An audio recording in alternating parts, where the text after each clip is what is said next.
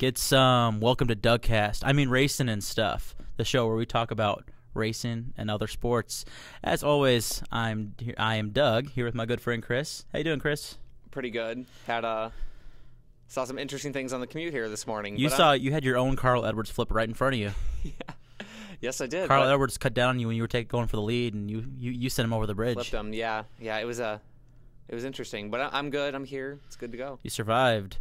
All right, it's been a big week since we met last time. There was a lot of things to talk about, but of course we got to start with the most important things to us, which is racing. And we had the race at Darlington last week, last Saturday night, the Southern 500, as it's being called once again, which it hasn't been called that in 4 years. And it was. You said you missed a lot of it, so I guess I'm gonna have to go through the quick race recap. Mark Martin won. But Mark Martin didn't sniff the lead until about 40 to go. Yeah, and it was on strategy. It was on, what did he do, 2 tires? I think so. I think it was 2 tires. He didn't pit, wasn't it? That he no, yeah, he stayed out. That's right. Pit. Yeah, he didn't pit. He didn't pit at all.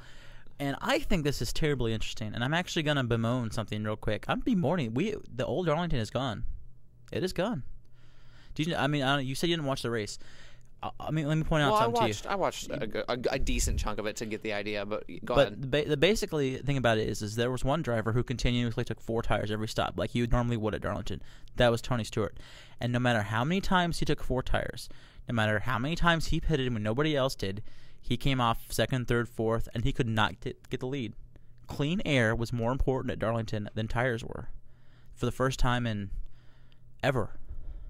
Yeah. And I think that's just... I'm saddened to a certain extent. I am too, because in a way it really makes that track not as unique as it was. I remember the days 3, 4, well, not that recently, but 5, 6 years ago, where if you took 4 tires, like there would be a green flag run, and then 8 laps there'd be a caution for whatever reason. Right. There'd be a caution, and then 8 laps later, some cars would take tires, and the others would be like, psh, 8 laps, we don't need it. And the cars that took the tires 8 laps later flew by them. And that's exactly how it was. And the real shame of it is that is not. I mean, that's gone. This is not. I mean, what was it? Martin had 40 laps on his tires, and he not only beat Tony Stewart. He didn't just hold off Tony Stewart, who took 4. He was the highest driver. Kept it. Yeah. He pulled away. He won by like a couple. He won by like almost 2 seconds over Jimmy Johnson. No, excuse me, and several more over Stewart. And I just think, I mean, it was one of those things that really got lost in everything. Excuse me. That a couple years ago. You're dying again. You died a couple weeks ago on the air, and now you're dying again. It's because I'm choosing to drink pop while we're doing this. That's what I get. No, it's because, and I had forgotten this. They repaved Darlington before the race last year, and it has not been the same. It's like they repaved it and they didn't like put whatever it was, the seashells or whatever that made that so rough. They forgot to put it back in there, and now it's just a normal track.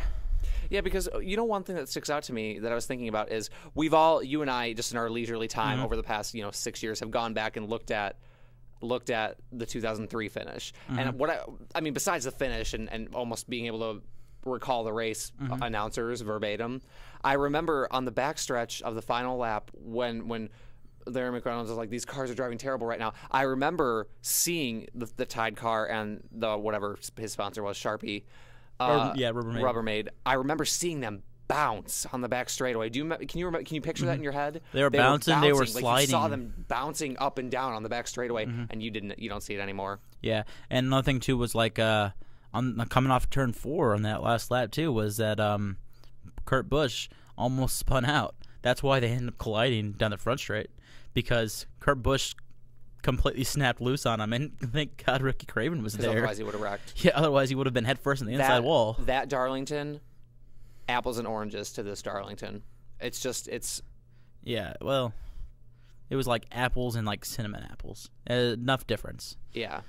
It's a real shame, and it's funny because, with it not being the old Darlington, people will still point out. I know DW was saying it all night long, and there's one thing that DW is really guilty of, and that is having favorites. And one of his favorites is Mark Martin, And so it's like every time he talked about it, he's like, oh, that old man, he's going to be up there. He's just biding his time, waiting to get at him. And sure enough, the old man, Mark Martin, 50 years old, who I completely said would not even win a race this season, is now won two, ends up winning the race. But it's not because he's racing the racetrack of the old Darlington. It was a strategy call on the part of his crew chief. Yeah. As I stutter over my words, sorry, tongue-tied. What's interesting is when we were watching the Richmond race, we were talking about Mark Martin, and I had said, Mark Martin, not just Mark Martin, but other drivers have that race where they're third place, fourth place, fifth place, or even other races and other drivers, sixth, seventh, eighth, the whole race that never can seem to get up there. And then either they finish there or the particular race where they, are that car and then end up winning. And I think that was him because from what I got, he was a top 10-ish car the whole race, wasn't he? He was like 6th, 7th all night long. Yeah. There were moments where he would like creep up to 4th or 5th. So at least we know he wasn't a terrible car that snookered one. Yeah. Well, and there was a weird race because early on there were lots of different leaders. Early on, it was Gordon led early. In the middle, I remember Martin Truex spent a lot of time in the top 3. So did Case Kane, for that matter. Biffle. And Biffle led a lot of laps, too. And during all those runs, Tony Stewart was lurking in 2nd or 3rd the entire time. And I continuously thought that if you got a run late in the race where he was like the highest car with tires, he would win. And that exactly happened. That thing played out, and it just didn't happen. And it never came. It's because I think his team too, and I think his team learned something today or on Saturday, which was that they were valuing tires like it was the old Darlington, and it's not the old Darlington; it's the new Darlington. Tires aren't as important. He took 4 every time. It was pretty much not a question. Yeah, and listen, 2 years ago, that's brilliant. I mean, as stupid as that sounds, it's brilliant to take 4 every time at Darlington, but not anymore. And kind of brings us back to the earlier point, Mark Martin wins because coupled with his young crew chief and probably him a little bit, they decided to not just come in and take 2, but stay out. And something, like you said, 3 years ago, unprecedented. Well, and another thing too is I was thinking about something just now as we've been talking. Mark Martin last year with the 8 team or 3 years ago with the 6 team does not do that. He was never a risk taker like that. It's funny how now that he's with Hendrick Motorsports in that 5 car, his team is taking the risks they need to take in order to win races, and I just think I find it fascinating because I remember like at Phoenix last year.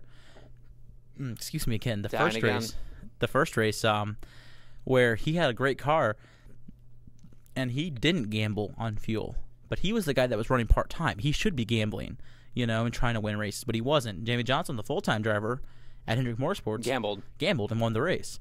Now here we are at Darlington, and he is the one gambling. He's full-time again, and he's with Hendrick. It's almost like that team are gamblers, I guess. I mean, just the organization. Look at it from top to bottom. I mean, everybody's done something. Gordon's first career win, two-tire call. Johnson last year, Junior last year at Michigan, had the gamble with fuel. I mean, everybody does it. Is it just... I guess it's just that team. I think it's wonderful. I think it's wonderful to see. And our guest host that we had a few weeks ago, it was a week after Mark Martin won, and he had said he loved the whole veteran competitor coming back and winning a championship or a race or whatever. And I know it's Hendrick Motorsports, so I'm inherently a little biased, but I am really fascinated with that team this year, and I legitimately could see them winning 1 or 2 more. And now he's made his first appearance in the top 12, as we were, we broke down the chase last week. He's finally up there. I think he's there to stay, though. Who knows what could happen with a couple more bad races, but if he consistently runs like this and has a bad race once in a while, those races will outweigh the bad ones. I do think Mark Martin is in the chase to stay now. Are you looking up the standings? I'm looking up something else, actually. Oh, okay.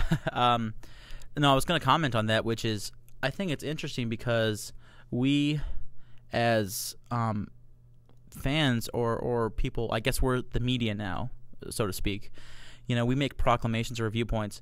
The thing about Mark Martin to Hendrick was one of those like dream team scenarios almost, because for years Mark has been the franchise of Roush Racing. Back when Roush Racing couldn't win a championship to save their lives, now they're consistently championship contenders and all that. And he's with Hendrick Motorsports, which has been like the championship factory. And this is the